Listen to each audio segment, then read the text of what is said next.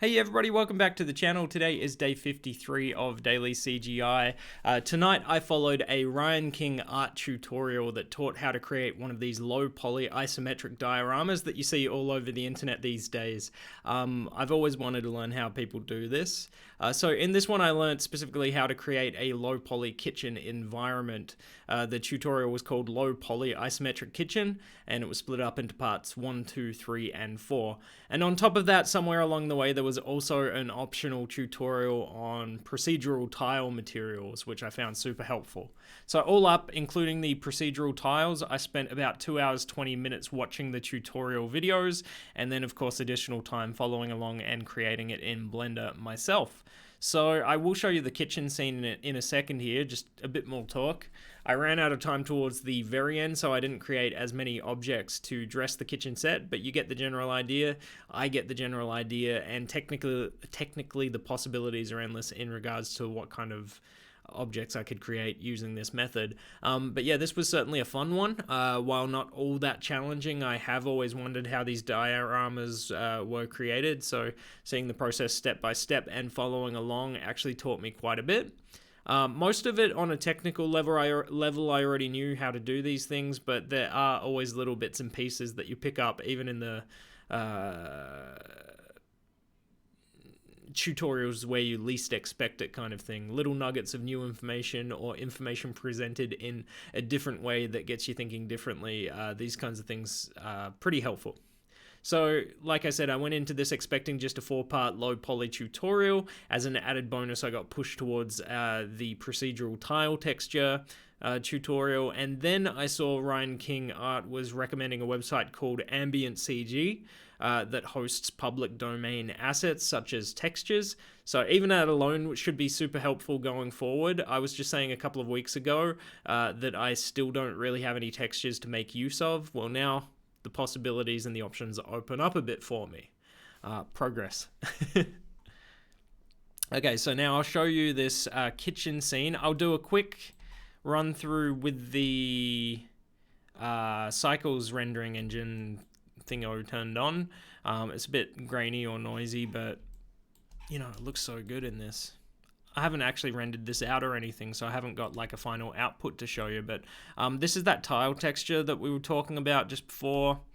We've got a wood texture from, well, this tile procedural material. This one's a wood texture from Ambient CG website, as is this wood texture here. We got some basic metal material on the washing machine, the dishwasher, well, the oven, the dishwasher, and the sink.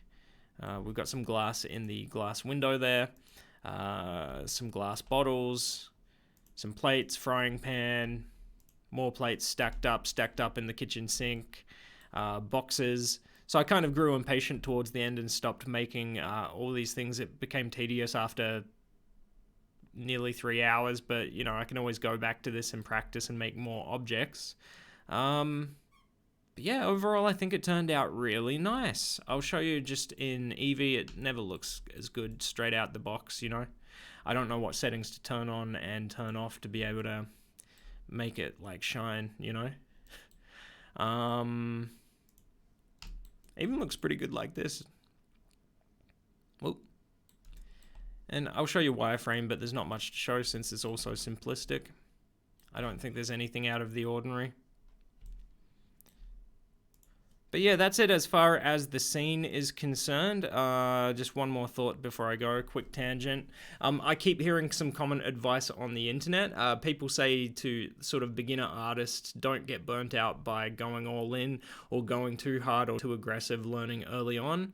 And it's not terrible advice, but even so, I'm choosing to ignore it and continue pushing aggressively with minimal breaks. I'm still doing this daily thing, and I'm going to stick with it.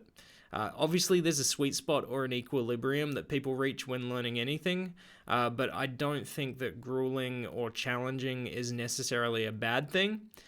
Maybe I'm a bit weird like that, but so far I think some of the most fun I've had learning anything this year have been the times where I was on the brink of rage quitting, giving up, or taking an extended break. my solution right now is if I find myself getting close to that point where I feel like slightly burnt out, I just tell myself it's okay to take a day or two to let the concept sink in or simmer away under the surface. But, you know, I just move on to something else that's a little more simplistic or a little more fun. There's so much to go at when it comes to Blender, and the fact that I'm learning 2D as well as 3D at the same time means that there's just so much interesting content to learn. So I couldn't see myself taking breaks or taking it easy when there's so much to learn. And people take a lifetime to learn a lot of these things. So, you know, no time like the present, really. At the end of the day, I think I'm actually really starting to love the struggle. But yeah, that's it. That's my little rant, my little waffle at the end there. But yeah, I think I'm all good. I'm locked in at this point, and it would take you know, something major to outright stop my learning at this point. So we're all good. I'm going to keep up the pace. Anyway, that's it for today. If you enjoy these videos and you haven't already, feel free to subscribe to the channel, leave a thumbs up and a comment down below. I appreciate you guys. Have a good one, and I'll see you in the next video. See ya.